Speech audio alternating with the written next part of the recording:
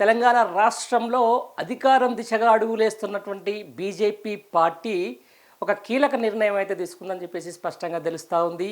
అది ఏదైతే పదవికి సంబంధించినటువంటి మార్పు.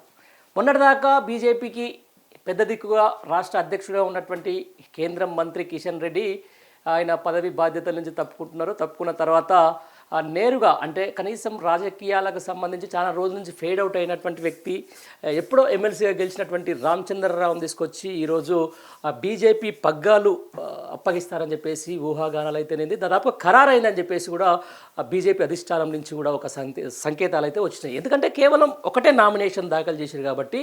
అంతకంటే ముందు ఈ బీజేపీ చీఫ్ పదవి కోసం అత్యంత ఎక్కువగా ఆశలు పెట్టుకున్న వాళ్ళలో మనం ముగ్గురు పేర్లు అయితే బాగా వినపడింది. ముందుగా ఎవరైతే ఈటల రాజేందర్, ఆ తర్వాత నిజామాబాద్ ఉన్నటువంటి ఎంపీ ధర్మపురి అరవింద్, దాంతో తర్వాత రాజా సింగ్. అయితే వీళ్ళిద్దరికి సంబంధించిన దాంట్లో ఎవరైతే నామినేషన్ వేసేటప్పుడు కనీసం వేయొద్దు, వాళ్ళకి అవసరం నామినేషన్ చేయొద్దని చెప్పేసి అధిష్టానం ఏకగ్రీవంగా చర్యలు తీసుకున్నమాట వాస్తవమే. అయితే నామినేషన్ వేస్తానికి వచ్చినటువంటి రాజా సింగ్ ఆయన నామినేషన్ తిరస్కరించడం కూడా జరిగింది. అంటే గత కొద్ది రోజులుగా ఏదైతే బీజేపీ పార్టీకి సంబంధించి ఆ పార్టీ మీదనే, ఆ నేతల మీదనే కూడా విమర్శలు చేస్తున్నటువంటి రాజా సింగ్ అసంతృప్తిగా ఉన్నమాట వాస్తవమే. ఆయన నేరుగా ఈ నామినేషన్ తిరస్కరణ తర్వాత ఆయన రాజీనామా లేఖని కూడా ఇప్పుడు ఉన్నటువంటి ఎవరైతే అధ్యక్షుడు ఉన్నారో ఆయన కిషన్ రెడ్డికి పంపించడం మాట వాస్తవం. అయితే ఇక్కడ ఒక విషయం మనం మాట్లాడుకునే అంశానికి సంబంధించిన దాంట్లో మీకు ఒక కీలకమైన అంశం అయితే తెర మీద కనిపిస్తూ ఉంది. బీజేపీ ఖేల్ఖతం, ఈటల గర్వాపసి. రైట్. గత కొద్ది సంవత్సరాలుగా తెలంగాణ ఉద్యమంలో అత్యంత కీలకంగా పాత్ర పోషించినటువంటి ఈటల రాజేందర్కి తెలంగాణ వ్యాప్తంగా ఎంత మంచి పేరు ఉంటుందో, లేకపోతే ఒక ఐకానిక్ పర్సనాలిటీగా ఎంత అద్భుతమైన ఆయన రాజకీయ నేపథ్యం ఉందో మనందరికి తెలిసిందే. అయితే గత కొద్ది రోజులుగా ఏదైతే బీఆర్ఎస్ పార్టీతో కొద్ది విభేదాలు రావడం, ఆ విభేదాల నుంచి కూడా ఆయన బయటికి వెళ్ళిపోయిన తర్వాత ఈ మల్కాజ్గిరి నుంచి ఆయన బీజేపీ పార్టీ నుంచి ఎంపీగా గెలవడం, ఆ తర్వాత ఈ పరిణామాలన్నీ చూసుకుంటూ వస్తూ ఉన్నాం. అయితే బలమైన సామాజిక వర్గానికి, తెలంగాణలో ఒక బలమైన సామాజిక వర్గం ఉన్నటువంటి ముదిరాజు సామాజిక వర్గానికి చెందినటువంటి ఈటల రాజేందర్ ఎట్టి పరిస్థితుల్లో ఈసారి బీజేపీ చీఫ్గా పగ్గాలు చేపడతారని చెప్పేసి అందరూ ఆశించారు. దాదాపుగా ఏమంటారు, ఒక 6 నుంచి 7 నెలల నుంచి ఆయన పేరు నేరుగా వినపడుతున్నటువంటి మాట. అయితే తాజాగా ఏమైందో తెలీదు, సడన్గా ఈరోజు ఈటల రాజేందర్ గారికి సంబంధించిన కనీసం నామినేషన్ వేస్తానికి కూడా బీజేపీ అధిష్టానం ఆయనకు అవకాశం ఇవ్వలేదు.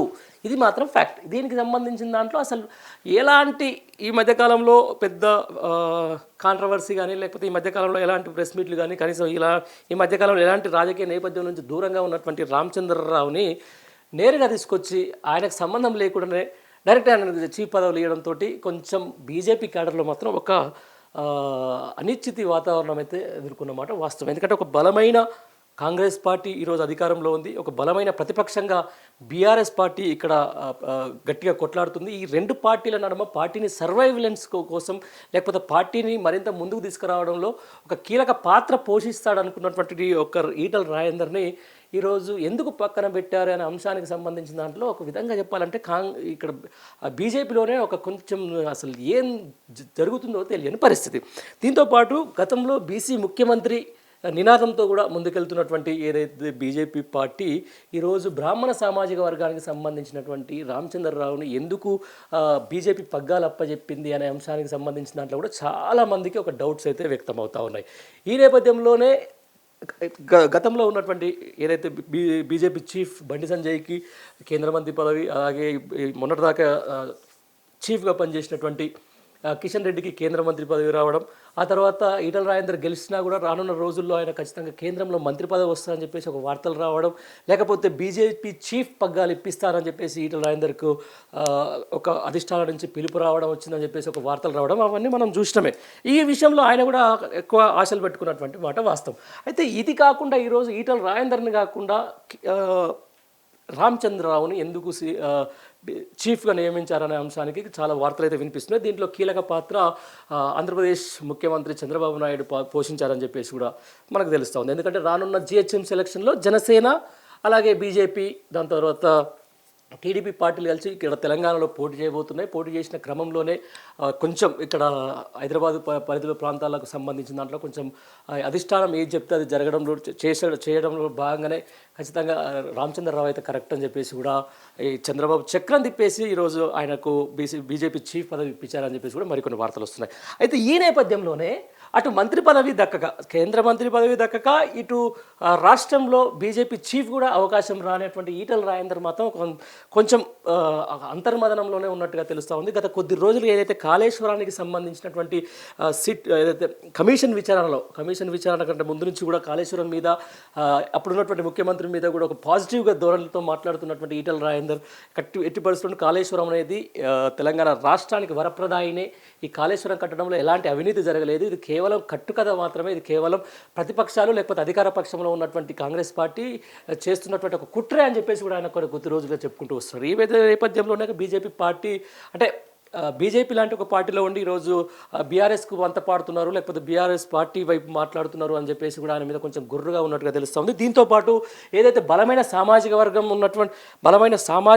దాంతోపాటు అంగబలం అర్ధబలం ఉన్నటువంటి ఈటల రాజేందర్ గనక ఖచ్చితంగా బీజేపీ చీఫ్ పదవి కనుక వస్తే మాత్రం ఇటు కిషన్ రెడ్డికి, దాంతో తర్వాత బండి సంజయ్, తర్వాత ధర్మపురి అరవింద్ లాంటి వ్యక్తులందరూ కూడా వాళ్ళకు ఫేడ్ అవుట్ అయ్యే అవకాశం ఉంది. ఒక టవరింగ్ పర్సనాలిటీగా ఈరోజు ఈటల రాజేందర్ ముందుకెళ్ళే అవకాశం ఉంది. కాబట్టి ఆయనను పక్కన పెట్టేసి లేకపోతే కాంగ్రెస్ పార్టీతోటి లేకపోతే కొట్లాడేందుకు బీఆర్ఎస్తో పాటులో కొట్లాడే క్రమంలో ఎట్టి పరిస్థితుల్లో మన ఈటలు అడ్డుపడే అవకాశం ఉందని చెప్పేసి కూడా కొంతమంది ఆయనకి మంత్రి పదవి ఏదైతే ఈ చీఫ్ పదవి రాలేదని చెప్పేసి కూడా అనుకుంటున్నటువంటి మాట వాస్తవమే. అయితే దీంతోపాటు ఏదైతే టీడీపీని తెలంగాణకు తీసుకురావడంలో కీలక పాత్ర పోషిస్తున్నటువంటి ఈ ప్రభుత్వంలో ఉన్న కొంతమంది ఈ జిహెచ్ఎంసీ ఎలక్షన్ల నేపథ్యంలోనే ఖచ్చితంగా ఈ పొత్తుకు ఈటల రాజేందర్ ఒక అడ్డుపడుతూ ఉంటాడు. ఎందుకంటే ఆయన తెలంగాణ ఉద్యమం చరిత్ర ఉంది, తెలంగాణ ఉద్యమంలో ఇదే టీడీపీ పార్టీతో కొట్లాడిన ఆ చరిత్ర ఆయనకు ఉంది. కాబట్టి ఖచ్చితంగా ఈ పొత్తుకు ఒప్పుకోకపోవచ్చు, అవసరమైతే అధిష్టానంతో మాట్లాడి ఈ పొత్తును విచ్ఛిన్నం చేయొచ్చు అనే అంశానికి సంబంధించిన దాంట్లో మాత్రమే ఈరోజు ఈటల రాజేందర్ని పక్కన పెట్టినట్టుగా కొన్ని బీజేపీ నుంచి వర్గాలు చెప్తున్నటువంటి మాట. ఏది ఏమైనా కూడా గత కొద్ది కాలంగా ఈటల రాజేందర్ వ్యవహార శైలి చూస్తుంటే మాత్రం ఒకవైపు హైడ్రా అనే అంశానికి సంబంధించిన దాంట్లో చాలామంది బీజేపీ నేతలు నోరు మూసుకొని కూర్చున్నా కూడా ఈటల రాజేందర్ మాత్రం ఆయన పలుసార్లు హైడ్రా మీద విరుచుకుపడడం జరిగింది. దాంతోపాటు ఈ ప్రభుత్వానికి సంబంధించినటువంటి కొన్ని అంశాలకు ఏదైతే అవినీతి అంశాలకు సంబంధించి బీజేపీకి సంబంధించిన ఎంపీలు అయితేనేది నాయకులు అయితేనే సపరేట్ అవ్వకున్నా కూడా ఖచ్చితంగా ఈటల రాజేందర్ మాత్రం గట్టిగా కొట్లాడిన సందర్భాన్ని మనం చూసినాం.